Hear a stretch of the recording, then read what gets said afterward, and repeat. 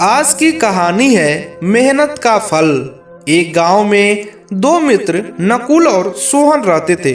नकुल बहुत धार्मिक था और भगवान को बहुत मानता था, जबकि सोहन बहुत मेहनती था। एक बार दोनों ने मिलकर 1 बीघा जमीन खरीदी, जिससे वह बहुत फसल उगाकर अपना घर बनाना चाहते थे।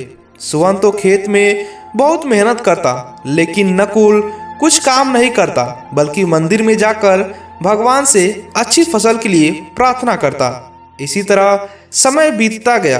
कुछ समय बाद खेत की फसल पककर तैयार हो गई, जिसको दोनों ने बाजार में ले जाकर बेच दिया और उनको अच्छा पैसा मिला।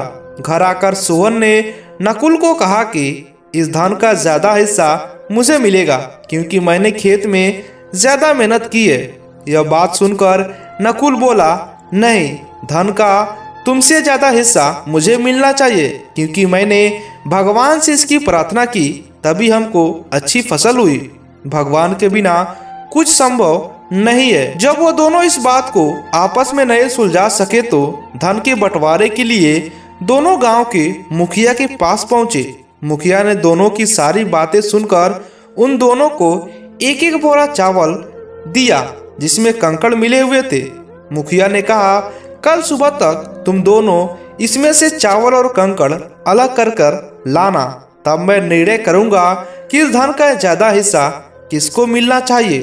दोनों चावल की बोरी लेकर अपने घर चले गए। सोहन ने रात भर जागकर चावल और कंकड़ को अलग किया, लेकिन नकुल चावल की बोरी को लेकर मंदिर में गया और वहां पर भगवान के सामने चावल को रखकर कंकड़ को अलग करने की प्रार्थना की। अगले दिन सुबह जितने चावल और कंकड़ अलग कर सका, उसको लेकर मुखिया के पास गया, जिसे देखकर मुखिया खुश हुआ। नकुल वैसे की वैसी बोरी को ले जाकर मुखिया के सामने रख दिया।